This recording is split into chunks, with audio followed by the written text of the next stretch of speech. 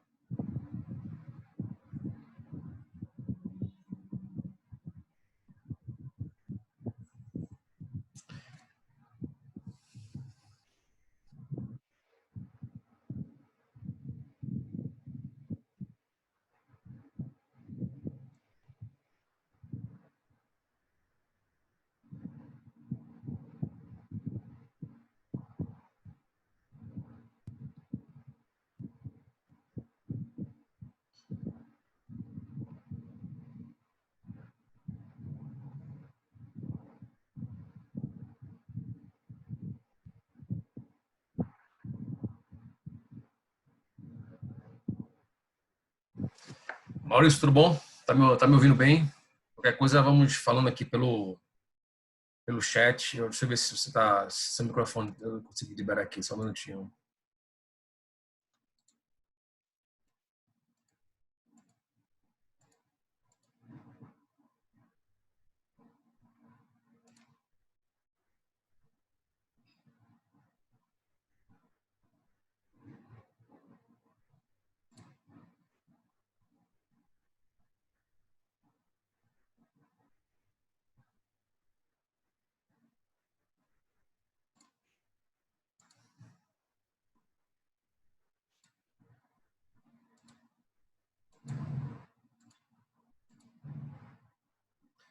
Ok, vamos lá. Maurício, tá me ouvindo, Maurício, tá me ouvindo bem? Dá só um feedback aqui. Eu tô ouvindo. Tá ouvindo bem? Eu tô sim, tô ouvindo muito bem. Ok, tudo bem. Então o microfone também tá liberado. Liberei teu microfone também. Vamos lá. O pessoal não chegou ainda, mas eu vou Só começar. tá eu e o senhor? Oi? Só tá eu e o senhor? Por enquanto só tá eu e você. Pessoal, Vamos embora então. só da turma é Vamos embora. Eu tô aqui. O horário marcado, eu tava aqui. 19 horas, eu dei aula ontem, esse mesmo horário, o pessoal compareceu, em outra faculdade compareceu. Semana passada também, em outra turma da Metropolitana, teve uma boa assiduidade, tem uns 15, eu acho, semana passada. Enfim, paciência. Aí, se é de turma para turma, enfim, não dá para a gente ficar também esperando o povo entrar. Já são 7h09, Tô colocando de só tolerância. uma mensagem aqui, que tá começando a aula somente comigo. E vamos Hein? embora. Estou colocando aqui que está começando a aula somente comigo. Vamos lá, pessoal. Inclusive, eu coloquei no grupo do WhatsApp aqui que já estava em sala de aula desde as 19 Eu horas. vi. Eu vi. Eu estava só esperando a mensagem. Quando eu vi que o senhor entrou, aí eu tive que atualizar o programa. Certo. Pronto, atualizei o programa e entrei. Uhum. Vamos lá. Quer Vamos lá, vamos começar? embora. Sou todo seu. Vamos embora. Vê só, qual é a minha ideia hoje? Geralmente, como o Zoom ele tem uma limitação de 45 minutos, porque essa aqui é uma versão gratuita, Gratuito, né? paga, custa US$ 15, aí fica mais caro. Aí qual é a minha ideia? Hoje eu estava programado dar apenas só uma aula só, mas como semana passada teve aquele atropelo em relação a entrar em contato com a turma, a minha ideia é eu dar duas aulas hoje, falar sobre o poder constituinte, que foi a aula da semana passada, e já entrar na aula que seria de hoje, que é sobre neoconstitucionalismo e constitucionalismo. Porque aí a gente encerra a teoria geral direito constitucional e na próxima semana já entra no direito constitucional positivo. E a gente chama justamente, falando já um pouco dos artigos da Constituição. Então, essa aula de hoje, uma que eu vou dar sobre constitucionalismo e neoconstitucionalismo, fecharia essa teoria geral do direito constitucional, certo? Então, vamos. Certo. O senhor está gravando a aula, né? Botei para gravar. Ah, tá. Beleza. Vamos lá. Poder constituinte, certo? O conceito. Nós já vimos os tipos de Constituição e vamos falar um pouco agora sobre o poder constituinte, que é justamente o poder elaborativo das normas constitucionais de todo o ordenamento constitucional. Não? Então, como é que a doutrina conceitua o poder constituinte? Né? O conceito é que o poder constituinte é de elaborar uma Constituição e como o de reformar a vigente através do poder constituinte derivado. Então, o poder constituinte é o poder de criar uma Constituição, bem como a competência para reformá-la. Segundo José Alfonso da Silva, né, é um autor que eu já falei algumas vezes em sala de aula, ele conceitua que é o poder que cabe ao povo de dar-se uma Constituição. É a mais alta expressão do poder político, porque é aquela energia capaz de organizar política e juridicamente a nação. A palavra poder, né, deve sempre ser entendida como a faculdade de impor, de fazer prevalecer a sua vontade em relação a outras pessoas. É a expressão da suprema vontade política do povo, social e juridicamente organizado, da qual emana as normas constitucionais. Então, o poder constituinte, né, o originário, vamos ver que tem vários tipos de poder constituinte, mas o originário, na realidade, é o poder supremo do ponto de vista de um Estado-nação, no que se refere a este poder de criar não só a Constituição, mas também de normatizar todos os poderes e todos os direitos através da Constituição. Então, o poder, né, constituinte tem justamente esse poder, digamos, ilimitado, esse poder supremo em relação à criação do ordenamento constitucional do Estado-nação. Então, o poder constituinte é aquele que põe em vigor, cria, constitui normas jurídicas de valor constitucional, né? Na maioria do tempo, este poder não é exercitado, posto que as regras constitucionais mantêm-se em vigor. Nós tivemos o poder constituinte, né, em 88, em relação à nossa realidade, na nossa Constituição de 88, foi o poder constituinte, né, que outorgou o novo ordenamento constitucional de 1998, perdão, de 1988, através 88. do poder constituinte delegado aos deputados e senadores para aprovar a nova Constituição, né, na época de 88. Então, o poder constituinte é exercitado em caso de convulsões sociais, crises econômicas ou políticas muito graves, ou formação originária de um Estado, né? Isso, na verdade, o poder constituinte é originário. Ele se manifesta dessa forma, né? Em grandes conflitos políticos sociais, em crises econômicas, enfim, quando há uma certa instabilidade, o poder político Então, digamos, dos Estados-nações, o poder constituinte é o poder constituinte que se manifesta no que se refere a criar um novo ordenamento jurídico constitucional. Pode falar. Então, digamos que, por exemplo, no momento que nós vivemos hoje, poderia até ser solicitado, né, dar aos nossos representantes essa questão dessa constituinte. Ou não tem nada a ver? Mais ou menos, mais ou menos. O poder constituinte originário, ou poder constituinte, né, digamos, se ser o reformador, ele não se exerce assim de uma forma tão rápida. Ele precisa de tempo para ele se exercitar, entendeu? Não é uma coisa fácil assim. Vamos hoje, entendi. Vamos hoje agora fazer uma nova Constituição. Não é assim tão fácil, né? Porque veja que ele é um poder extremamente grandioso do ponto de vista de criar um novo jurídico e de criar uma nova Constituição, certo? Professor, aí no caso os deputados e senadores, por acaso, eles teriam que fazer um projeto de lei, né, para que se fizesse uma nova Constituição, ele teria que ser aprovado para aí sim criar uma Assembleia Constituinte. Teria isso ou não necessitaria isso? Isso. Há uma discussão, inclusive, que, por exemplo, já foi cogitado há uns 2 anos atrás, de se chamar um novo poder constituinte, né, original, um novo poder constituinte. E aí se discutiram que, como o Congresso atual à época não tinha sido aclamado para discutir um novo ordenamento constitucional, seria necessário fazer uma constituinte, né, ou seja, fazer uma nova eleição para se convocar especificamente deputados e senadores de uma constituinte para discutir apenas a Constituição. Que aqueles deputados da época, isso há 2 anos atrás, e os senadores não tinham... Eu lembro que foi na época de Dilma, não foi na época de Dilma? Isso, não tinha legitimidade para discutir uma nova constituinte. Então, tinha uma corrente dizendo que, para se haver uma nova constituinte, deveria fazer uma eleição para se eleger especificamente parlamentares constituintes, entendeu?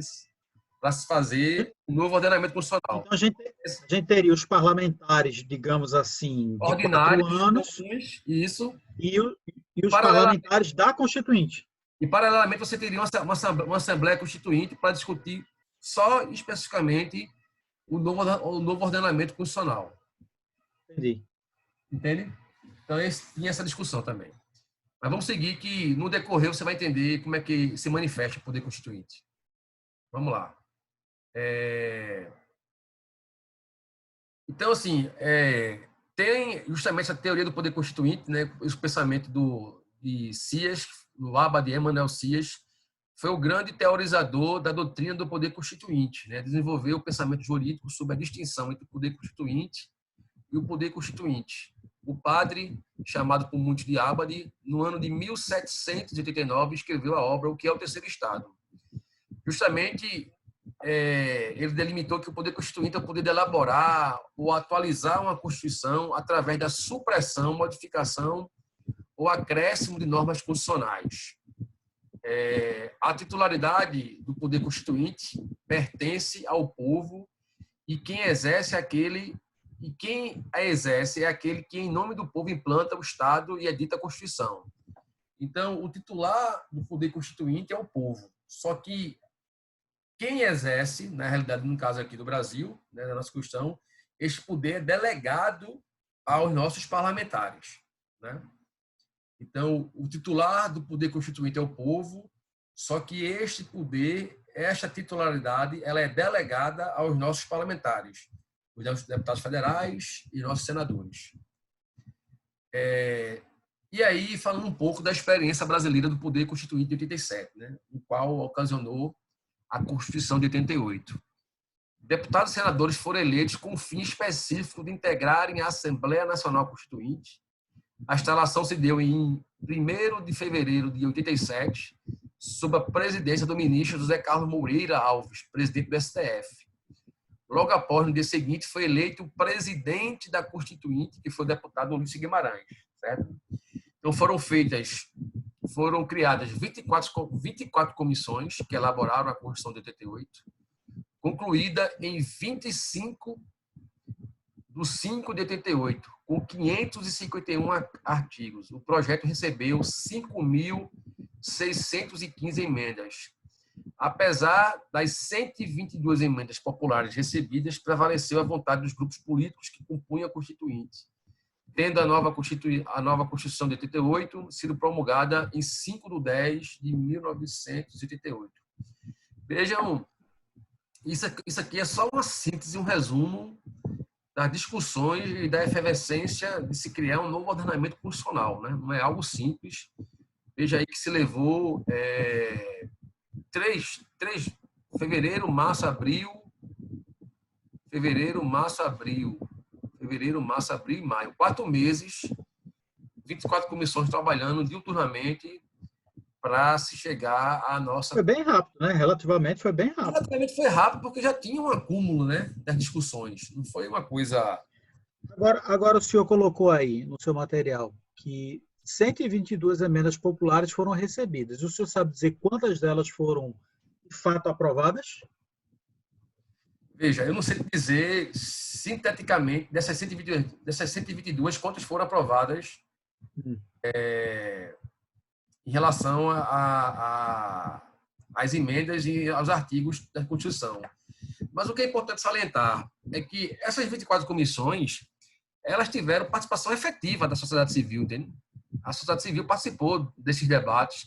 Não foi um debate fechado, porque na realidade a gente vinha de um regime de segregação ditatorial e que, na realidade, o povo, inclusive os parlamentares, estavam sedentes por debates, né? Então, assim, as discussões dos projetos de leis na Câmara e no Senado foram discussões acaloradas porque teve participação maciça da sociedade civil, principalmente da sociedade civil organizada. Então, não foi uma coisa fechada entre paredes. Foi uma coisa extremamente democrática, dinâmica, com a efetiva participação popular, sabe? Dos sindicatos, dos estudantes, enfim, das comunidades organizadas, da sociedade civil. Então, se você for buscar nos anais da Constituinte, teve uma participação efetiva da população, dos grupos organizados e, inclusive, dos partidos políticos, que tiveram a participação efetiva.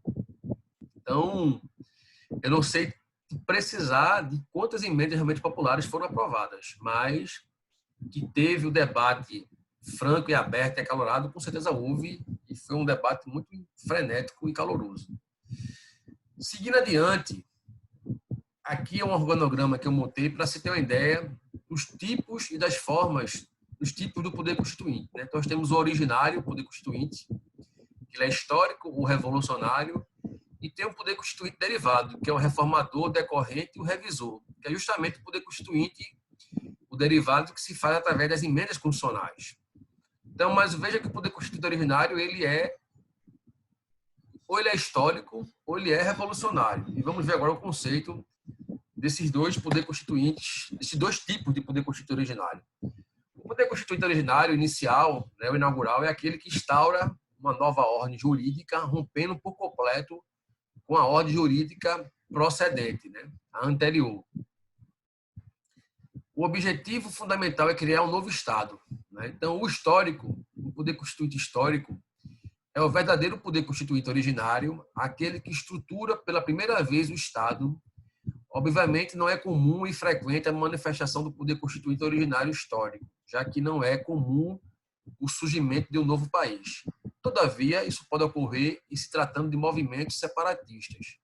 Então, veja que o poder constituinte originário, ele se revela, perdão, o histórico, ele se revela só em casos realmente de formação de um novo Estado-nação ou quando se tem um movimento separatista para se criar um novo Estado. Né?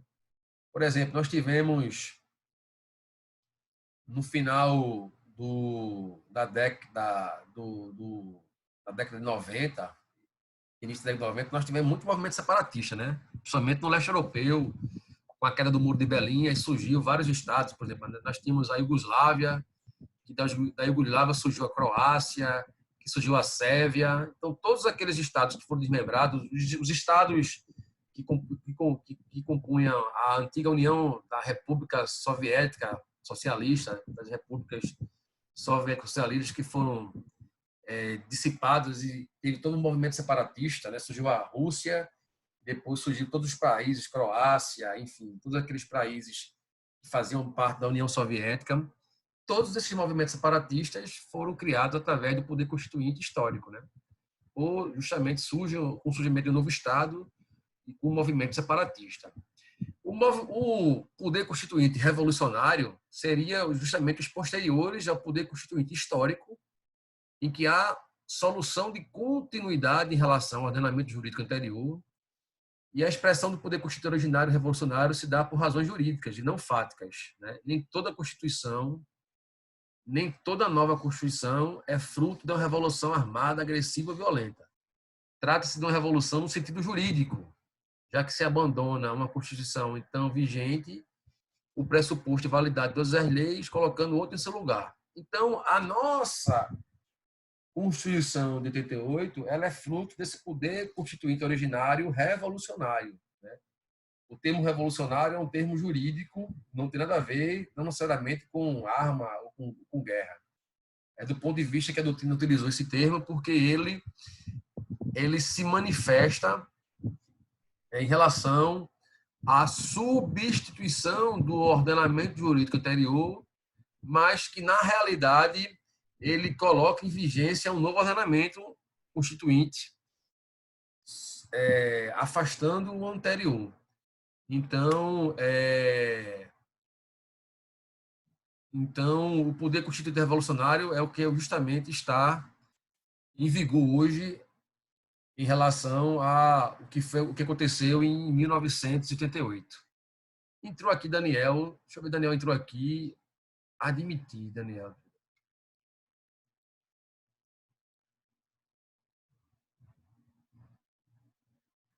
Ok. Daniel, seja bem-vindo aí na sala, tá bom? Estamos tratando do assunto do poder constituinte que foi colocado para vocês no portal.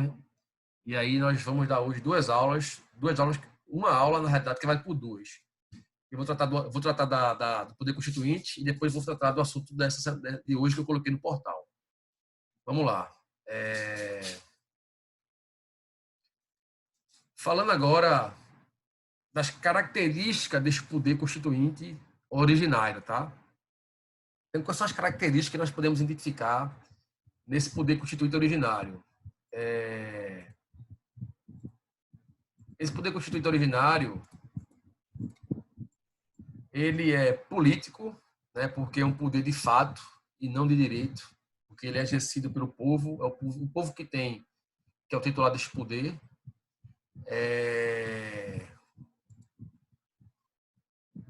Ele é extrajurídico, anterior ao direito, né, e ele que cria o ordenamento jurídico do Estado. Deixa eu ver aqui, alguém está mandando uma mensagem aqui, deixa eu ver, só um minutinho. Não estou ouvindo, Daniel não está ouvindo, está mudo. Sério, Daniel? Caramba, só um minutinho aqui. Deixa eu ver aqui.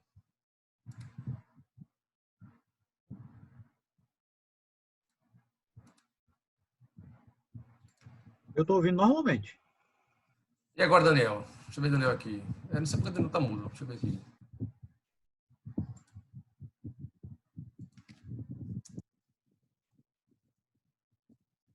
Daniel, me ouve? Se estiver ouvindo, dê um ok aí pelo chat.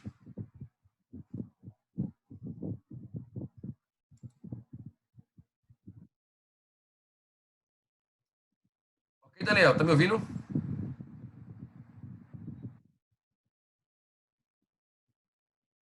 Ainda não está ouvindo? Caramba.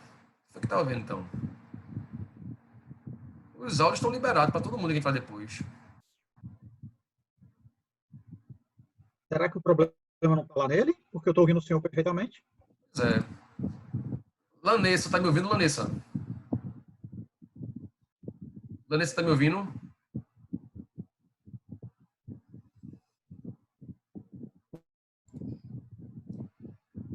Deixa eu falar aqui com o Daniel aqui, deixa eu ver.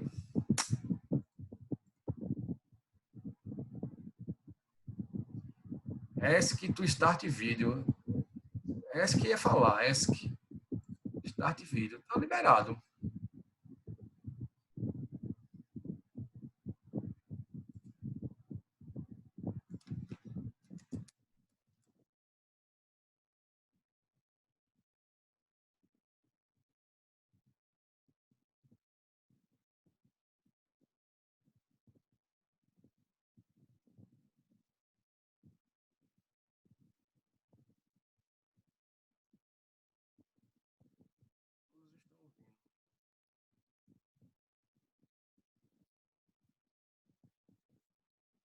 Só um minutinho, tá, gente?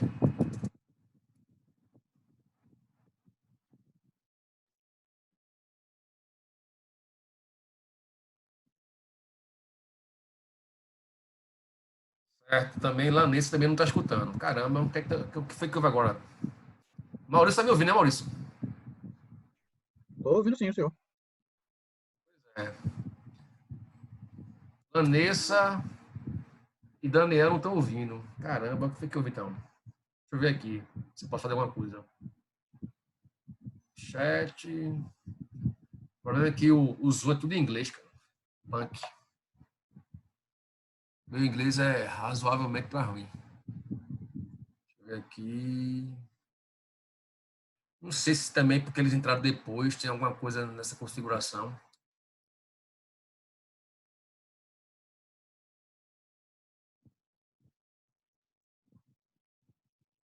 Um minuto. Maurício, tu sabe alguma coisa aqui em relação para liberar o áudio para eles? Assim, teoricamente é só você entrar na sala que está É, liberado o áudio. pois é, deixa eu ver aqui, bicho. Teoricamente é só isso.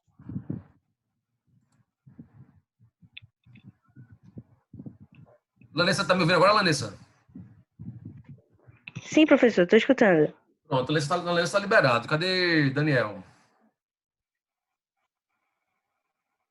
Tem que tocar no ícone do fone e liberar o acesso do Zoom com o microfone. É, eu sei, eu toquei, então eu fiz isso com ele também. Inclusive com... Então, eu acho que isso ele não fez ainda. Foi o que eu também não tinha feito. Ah, então era vocês que estavam com o microfone bloqueado. Sim. Foi. É isso, isso. Eu escrevi agora, vou ver se ele consegue.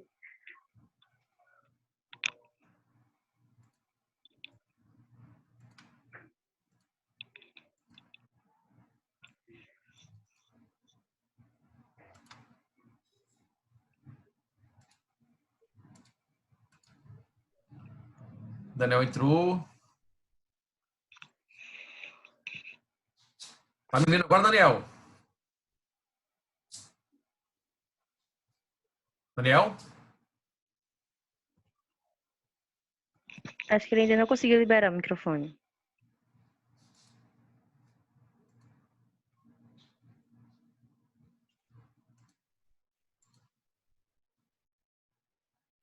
Deixa eu ver se ele consegue aí.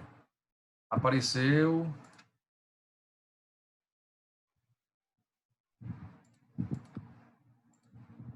Só um minutinho.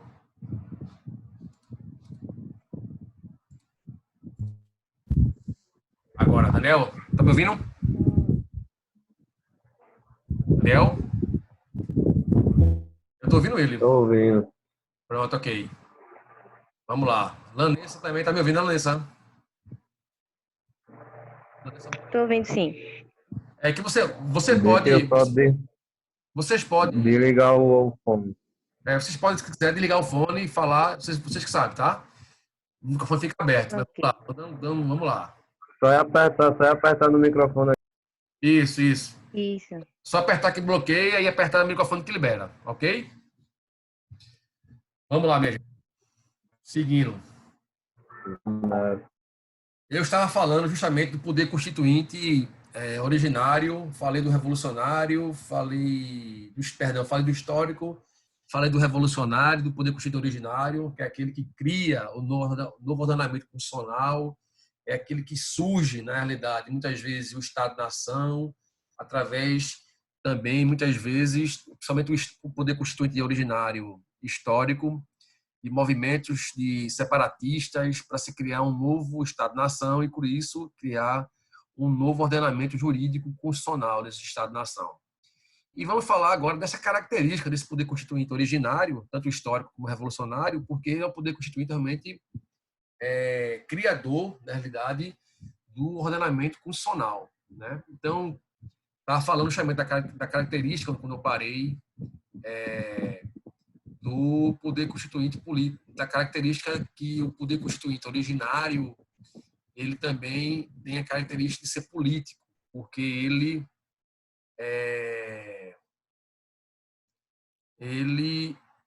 só um minuto aqui, só um detalhe, tá? Vejam, só para adiantar, se realmente, porque o Zoom, ele dá um limite de 45 minutos, só que eu dei uma aula e fiquei quase 2 horas e o Zoom não caiu. Não sei o que acontece, o Zoom é meio maluco nesse negócio. Mas se cair novamente, se exaurir os 45 minutos, aí eu vou mandar um novo convite, eu crio uma outra sala e eu mando um novo convite para a aula continuar, ok? Ok. Vamos lá. Vamos lá. Então, o poder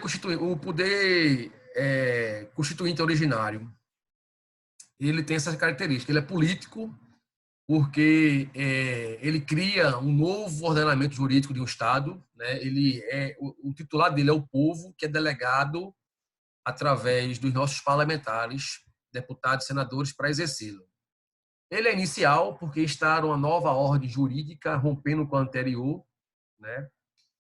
E a manifestação tem o efeito de criar um novo Estado.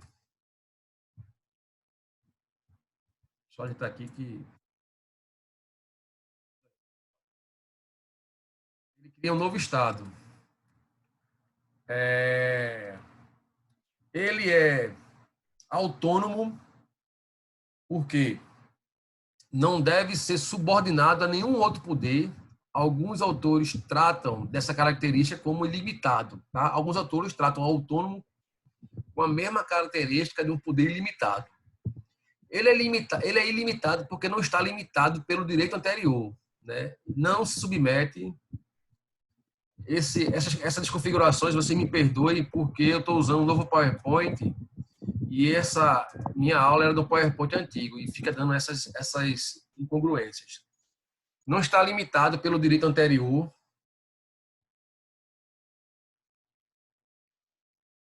Entrou mais alguém aqui? Deixa eu ver. Só um minutinho, gente. Desculpa aí, porque é assim mesmo. Vamos lá.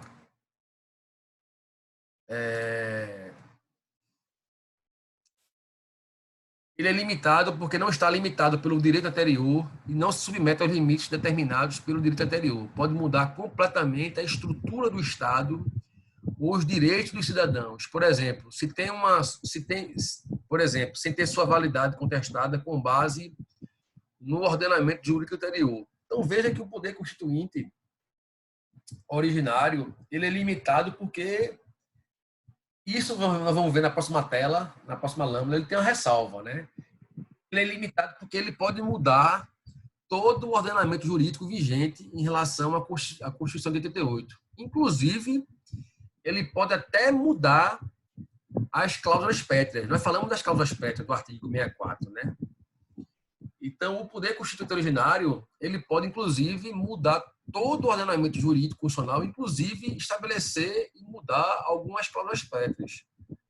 Então, ele cria um novo ordenamento jurídico constitucional, né? Ele cria uma nova Constituição com novos direitos, com um novo ordenamento.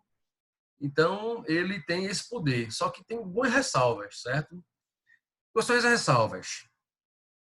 Segundo a teoria tradicional positivista, pode-se afirmar que o poder originário é ilimitado, já que não possui limites em nenhuma outra lei. Realmente, não há leis que limitem o poder constituinte originário. As cláusulas pétreas existentes no texto constitucional não se aplicam a uma nova Constituição, portanto, não há limites legais. Aquilo que eu falei, eles poderiam até mudar o conceito de cláusulas pétreas. Todavia, como sabido e consabido por todos, o direito não se resume ao texto legal. Outro sim, adotar essa posição extremamente positivista seria o mesmo que admitir que uma nova Constituição pode instituir atrocidades, como a escravidão de minorias, a eugenia para a purificação de raça e etc. Por isso, em razão do pós-positivismo, prevalece o entendimento de que há limites extralegais ao poder constituinte originário. Veja, qual é a observação que nós temos que fazer com isso? O poder constituinte, ele é ilimitado sobre determinados aspectos. Nós vimos, por exemplo, que o Brasil é signatário das convenções de direitos humanos e é signatário, né, da Convenção de Direitos Humanos, do Pacto de São José. Então, o novo ordenamento constitucional originário, né, de acordo com e isso é justamente a matéria da nossa próxima aula, que nós chamamos do neoconstitucionalismo, do transconstitucionalismo. Nós não podemos criar um ordenamento jurídico aqui no Brasil que pudesse ir de encontro ao que prevê todo o ordenamento internacional dos direitos humanos, né? Na questão do combate à escravidão, de ser intolerante com o racismo, o preconceito, sendo intolerante com a tortura. Imagine você criar um novo ordenamento jurídico constitucional admitindo a tortura, né? Seria algo inimaginável. Então, por isso que, nesse sentido, não é permitido que o poder constituinte originário seja ilimitado, né? Sem respeitar justamente essa questão do transconstitucionalismo, entende? Então, é isso que é preciso deixar bem claro, que esse poder constituinte ele é limitado com ressalvas. Certo? Vamos lá. Deixa eu ver aqui se tem alguém mandando mais algum convite. Ok. Vamos lá. Essa questão do convite é até questão de segurança, tá? Porque se alguém entrar aqui, eu tenho que saber quem é e só até pedir a vocês quem é que realmente... Porque aquele convite eu mandei só para vocês, mas enfim. Eu andei lendo sobre o Zoom e eles realmente fizeram aí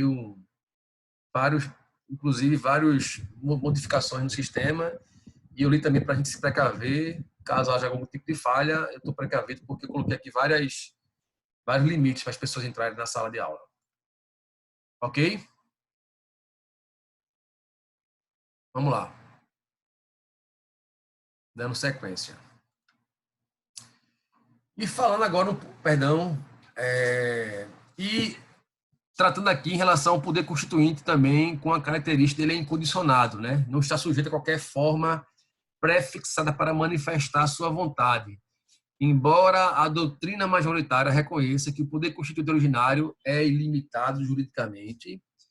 O professor Canotilho afirma que ele deverá obedecer aos padrões e modelos de condutas espirituais, culturais, éticos e sociais radicados na consciência jurídica geral da comunidade. É mais ou menos em relação ao que eu me referi a esses padrões dos direitos humanitários, dos direitos humanos transconstitucionais, entende? Respeitando o princípio da dignidade da pessoa humana, o Estado do Direito democrático que nós vivemos, enfim, ele é incondicionado, ele é ilimitado, mas com ressalvas. E agora falando um pouco do poder constituinte derivado, né? Também denominado de instituído, constituído, secundário, de segundo grau, criado e instituído pelo poder constituinte originário. E quais são as características do poder constituinte derivado, né? Derivado porque ele retira sua força do poder constituinte originário. É o poder constituinte originário que estabelece, que permite que o poder constituinte derivado seja exercido através das emendas constitucionais. Ele é subordinado porque encontra-se eliminados por normas expressas e implícitas no texto constitucional, né? E é condicionado porque seu exercício deve seguir as regras previamente estabelecidas no texto constitucional. Quais são as regras, né? Quais são as subordinações? Ele é subordinado, ele é condicionado porque já me referi em sala de aula que o poder constituinte derivado, para ser exercido através das emendas, eles precisam de quê? Daquele quórum de 3/5, daquele quórum qualificado, de aprovação em 2 turnos na Câmara e no Senado, votação em 2 turnos com aquele quórum qualificado de 3/5. Então, o que seria esse poder constituinte derivado reformador, né? Parte da doutrina fala dessa competência reformadora, que é justamente a competência de modificar a Constituição em vigor, respeitando a regulamentação especial prevista no poder constituinte originário. Então, esse poder de reforma constitucional, ele é exercitado pelo poder constituinte derivado e por sua natureza jurídica, um poder limitado, cujas limitações estão explícitas e implícitas e são decorrentes da nossa Constituição, né? Então, para alterar a nossa Constituição, deve-se verificar justamente como esse poder constituinte reformador ele se manifesta, né? Inclusive, está previsto aí no artigo 59, inciso 1, eu estou aqui com a minha Constituição, no artigo 59, inciso 1 e 60. 59, vamos lá, rapidamente.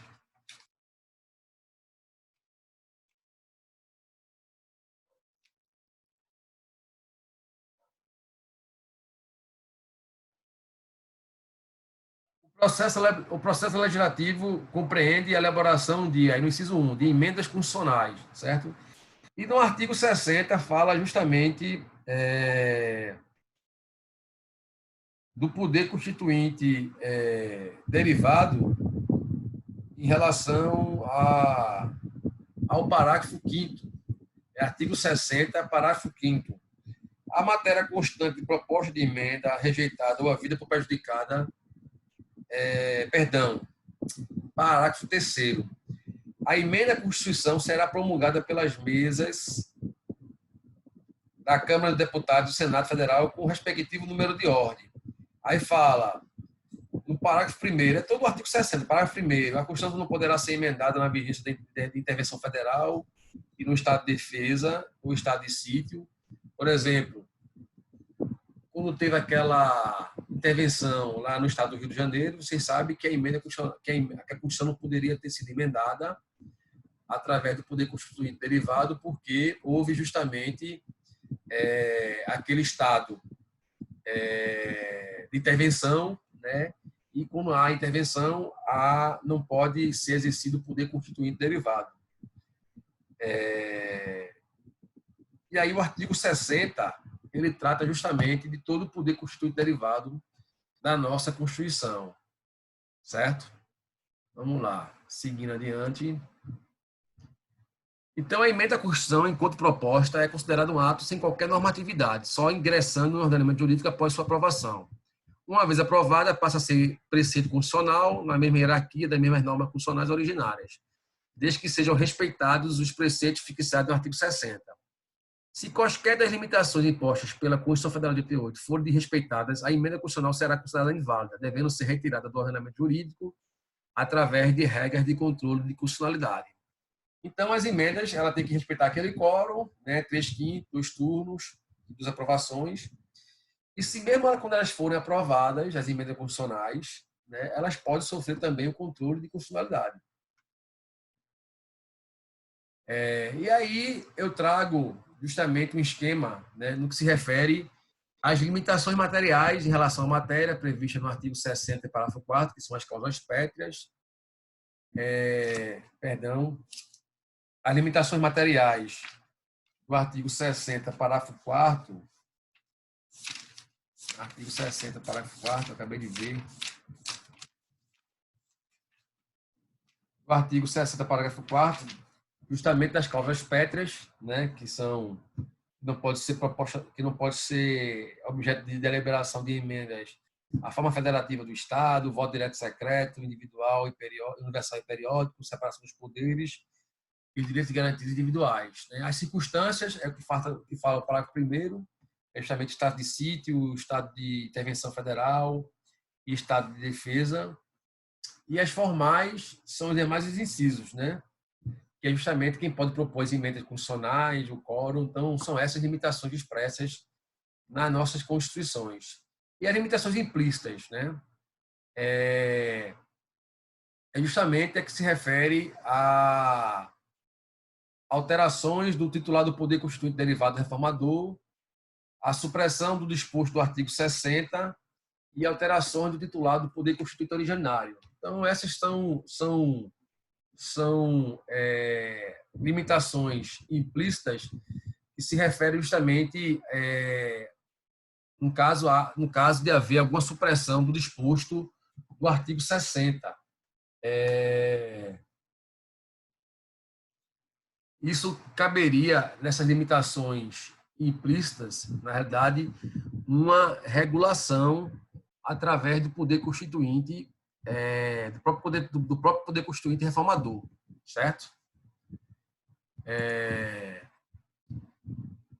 E aí, né, eu trago para vocês, se vocês estiverem acompanhando aqui pelo material que está na tela de vocês, as limitações, justamente das cláusulas pétreas, né, as limitações materiais, né? Já falei sobre isso. As limitações procuram evitar que eventuais reformas provoquem ruptura do conteúdo da Constituição ou impliquem uma profunda mudança de identidade. É questão de estabelecer que o constituinte originário, né, estabeleceu a questão de uma segurança jurídica, né, de você ter um núcleo da nossa Constituição de forma rígida que não pode ser deliberado através da reforma do Poder Constituinte reformador, no sentido de abolir. Então, veja que no nosso ordenamento jurídico funcional ele tem um núcleo duro, digamos assim, que é uma espécie de um ordenamento dentro de um ordenamento constitucional, dentro de um outro ordenamento constitucional, só que com mais solidez, no que se refere justamente à forma federativa do Estado, ao voto direto, à separação dos poderes e os direitos e garantias individuais. É como se nós tivéssemos um ordenamento constitucional dentro de um outro ordenamento constitucional, e esse blindado, né, de uma forma que realmente não pode ser modificado no sentido de ser abolido. Somente um poder constituinte originário poderia fazer essa reformulação no que se refere às cláusulas pétreas. Um poder constituinte derivado jamais, no sentido de abolir, ok? As limitações circunstanciais, né, pretendem evitar modificações na Constituição em certas ocasiões anormais e excepcionais no país, também referia a isso. E as procedimentais são justamente aquelas que se fazem menção aos procedimentos e ao quórum de 3/5, 2 turnos, a que já me referi. E aí, a fase introdutória, né, a iniciativa de apresentação de uma PEC. Isso também está previsto no artigo 60. Quem pode oferecer, ofertar uma proposta de emenda à Constituição através do Poder Constituinte derivado é o presidente da República, né, um terço, no mínimo, e separadamente, os membros do Senado e da Câmara de Deputados. Na Câmara de Deputados,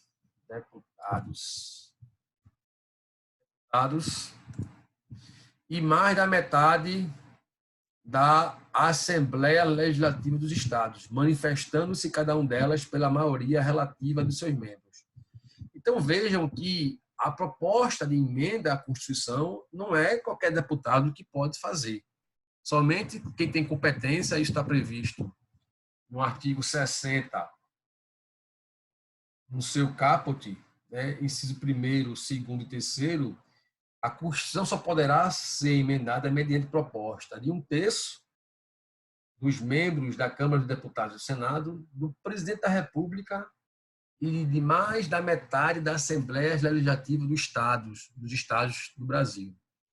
Então, para eu ter uma proposta de emenda constitucional, no caso da Câmara, eu preciso juntar um terço do quórum de 519, um terço das assinaturas de 519 deputados e um terço da assinatura de 81 senadores para justamente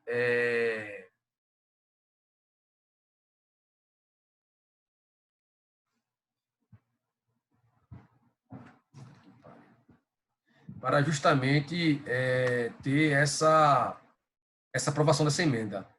Vocês ainda estão me ouvindo ok? Então, estão me ouvindo tudo certo? Sim, estou ouvindo Às perfeitamente. vezes dá uma falha aqui, mas tá dando para ouvir. Tá, ok, tudo bem. Tudo bem. Vejam que nós já passamos de 45 minutos e o Zoom não derrubou a gente. Então, vamos embora. Em tese, era para cair em 45 minutos. Por isso que eu perguntei se você estava me ouvindo, para justamente saber se estavam online ainda. Aí, essa fase, a fase constitutiva da deliberação das emendas constitucionais, né, a fase deliberativa do parlamento, né, que é a PEC que precisa ser discutida e votada em 2 turnos, em 3/5, nas respectivas casas, já falei isso. E uma coisa importante, viu? Quando isso é uma pegadinha de concurso público em relação à emenda constitucional, se refere à deliberação executiva. Veja que o presidente, ele propõe, certo? Ele pode propor a emenda constitucional. Só que na deliberação, quando o projeto de emenda constitucional chega no Congresso, não tem mais participação do Poder Executivo. Então, inexiste participação do Poder Executivo na fase constitutiva de uma emenda constitucional, posto que, por definição do Poder Constituinte originário, o exercício pleno do Poder Constituinte derivado é do Poder Legislativo. Ok? Pronto. O Zoom está me informando que eu tenho 10 minutos para concluir essa aula. Então, eu vou concluir em 10 minutos. Vou mandar um novo convite para a gente iniciar a outra aula, ok? Beleza. Ok, vamos lá. Então, veja. Recapitulando aqui. O presidente, ele tem competência para enviar uma proposta de emenda à Constituição para o Congresso, como um terço dos deputados ou um terço dos senadores, ou mais da metade das Assembleias Legislativas, mas depois que o presidente da República manda o projeto de emenda, ele não participa mais nada. Toda a deliberação é do Poder Legislativo. E quem promulga a emenda constitucional, a promulgação da emenda será realizada pela mesa da Câmara e do Senado com o respectivo número de ordem. Vejam, o presidente da República, ele não promulga emenda à Constituição. Isto é uma pegadinha recorrente em concurso público, porque a gente está acostumado, né, que geralmente é o presidente que promulga medida provisória, ele que edita, é ele que promulga uma lei ordinária quando é aprovada, uma lei complementar. Geralmente é o presidente que promulga, mas emenda à Constituição. Quem promulga é a mesa da Câmara e a mesa do Senado, ok? Isso é muito importante vocês saberem. Quem promulga emenda constitucional é a mesa da Câmara e a mesa do Senado. Veja que o termo é mesa, não é a Câmara e nem o Senado Federal, é a mesa da Câmara e a mesa do Senado Federal. E aí temos também, né, falando agora um pouco do poder constituinte derivado decorrente, certo? Nós vimos que, só rememorando aqui, botar aqui aquela tabelinha, que nós temos o poder constituinte derivado decorrente, reformador e revisor, certo? Vamos falar agora do decorrente. Estávamos falando do reformador. Tem como função estruturar a Constituição dos Estados-membros em virtude da capacidade de auto-organização estabelecida pelo poder constituinte originário. Então, o poder constituinte derivado decorrente foi justamente o poder exercido pelos Estados-membros através das suas assembleias legislativas. Você pode notar, para aqueles que não sabem, todos os Estados-membros têm a sua Constituição estadual, que foi proveniente justamente desse poder constituinte derivado decorrente, exercido pelas assembleias estaduais, ok? Isso está previsto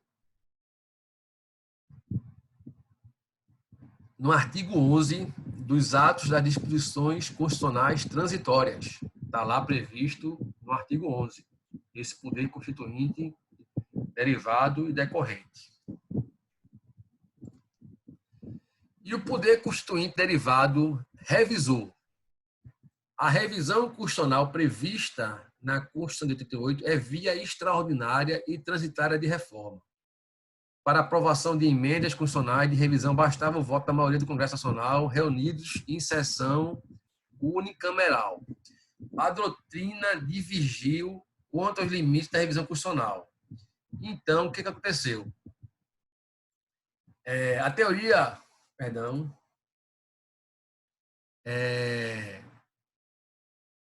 o artigo 3 da ADCT estabeleceu, né, esse poder constituinte revisional após 5 anos da promulgação da nossa Constituição de 88.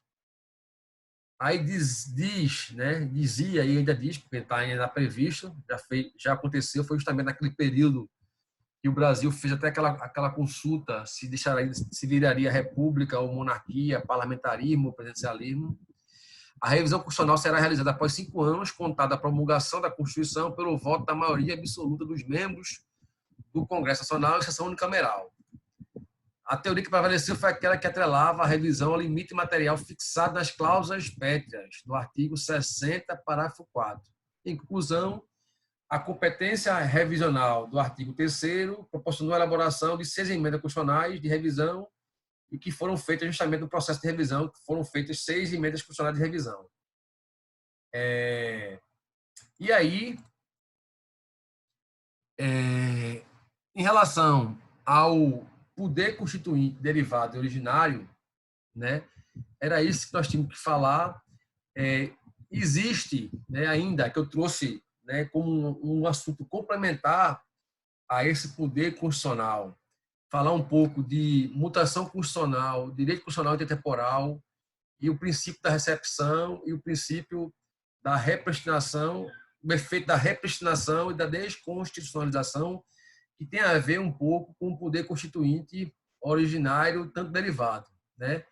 Eu só tenho 4 minutos, então o que é que eu vou fazer? Eu vou mandar novamente o convite para vocês. Vamos dar uma pausazinha, beber água. Aí eu volto justamente falar sobre mutação constitucional, que é um assunto extremamente cobrado. Não sei qual é o chamativo em relação a esse termo, mas é muito cobrado em prova da OAB, em concurso público. Esse termo mutação constitucional, nós vamos ver que é uma coisa interessante. E aí a gente dá um intervalozinho eu acho que eu só posso reenviar o convite daqui a... Me parece que o Zoom, ele só trabalha em 30 e 30 minutos. Eu vou mandar um convite para vocês, vou colocar aqui para ver qual é a próxima hora ou a próxima minutagem que está disponível e mando pelo WhatsApp o convite para a gente continuar a aula, tá ok? Então, nos vemos até daqui a pouco, então. Ok, muito certo. Então quer dizer que a gente não vai ter 10 minutos, pode ser até 30 de intervalo, você está dizendo? Vocês vão ter que ver no convite que eu mandar para o WhatsApp, tá bom? Porque o Zoom, ele funciona assim, o intervalo de tempo dele não é... Se eu quiser marcar uma aula daqui a 10 minutos, eu acho que eu não posso. Ele tem essa sistematização do tempo deles, tá? Então, eu vou mandar um convite para vocês. Eu não vou para canto nenhum. Então, eu vou mandar um convite para vocês. Aí vocês dão uma verificada lá no WhatsApp e verifica, tá bom? Ok. Ok? Tá bom. Então, nos vemos até daqui a pouco. Forte abraço. Ok.